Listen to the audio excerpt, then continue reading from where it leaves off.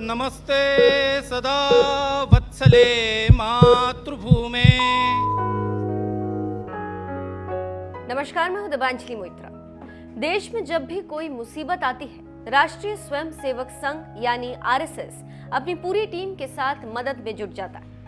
बात चाहे केरल में आई बाढ़ की हो या नेपाल में आए भूकंप की, सेवा भाव के लिए काम करने वाला संगठन आरएसएस हमेशा मदद के लिए आगे आता रहा है। विपक्ष भले ही बीजेपी पर हमला बोलने के लिए संघ पर निशाना साधता, लेकिन संघ से जुड़े स्वयंसेवकों में किस तरह से सेवा और समर्पण का भाव होता है, ये बात बुजुर्ग नारायण भावराव दाभाडकर बताकर चले गए, जो खुद संघ से जुड़े रहे।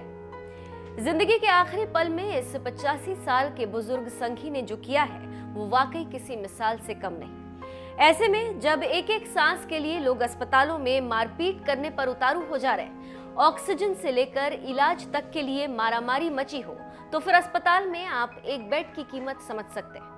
लेकिन धन्य है बुजुर्ग संघी नारायण भावराव दाभाडकर, जिन्होंने अपनी जिंदगी दांव पर लगाकर खुद को मिला बेड एक जरूरतमंद युवा को दे दी।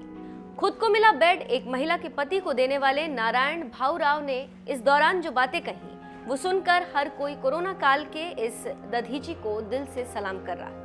मीडिया रिपोर्ट के मुताबिक संघ के गढ़ नागपुर के रहने वाले नारायण भावराव दाभाडकर कोरोना संक्रमित हो गए थे।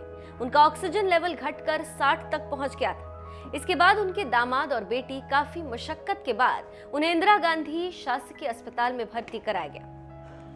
लंबी जद्दोजहद के बाद नारायण राव को बेड भी मिल गया था, लेकिन इस बीच एक महिला रोती हुई आई, जो अपने 40 वर्षीय पति को लेकर अस्पताल आई थी। महिला की पीड़ा देखकर नारायण भावराव से रहा नहीं गया। उन्होंने तुरंत डॉक्टर से कहा, मेरी उम्र 85 साल पार हो गई, काफी कुछ देख चुका, अपना जीवन भी जी चुका।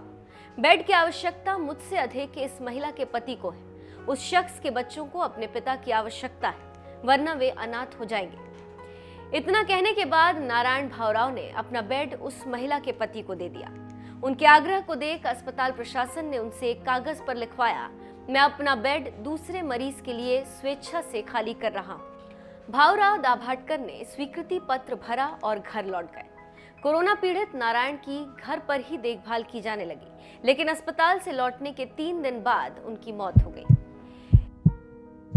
इंसानियत की पराकाष्ठा को पार करने वाले इस संघ के योद्धा को खुद मध्य प्रदेश के सीएम शिवराज सिंह चौहान ने प्रणाम किया और लिखा, मैं 85 वर्ष का हो चुका हूं, जीवन देख लिया है, लेकिन अगर उस स्त्री का पति मर गया तो बच्चे अनाथ हो जाएंगे।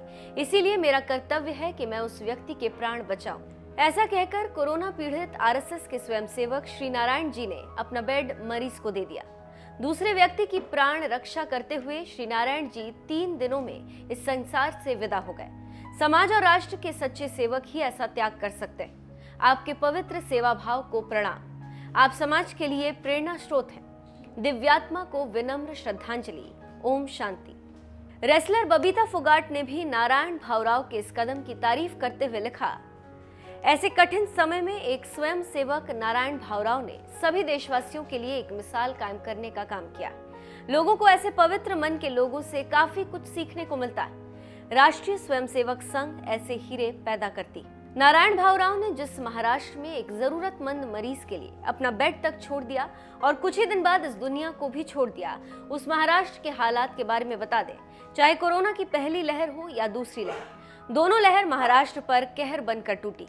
देश में सबसे ज्यादा कोरोना केसेस महाराष्ट्र में ही देखने को मिल रहे हैं। पिछले 24 घंटे में 66,358 लोग कोरोना से संक्रमित हुए और 895 मरीजों की मौत हुई। ये एक दिन में मौत का अब तक का सबसे बड़ा आंकड़ा।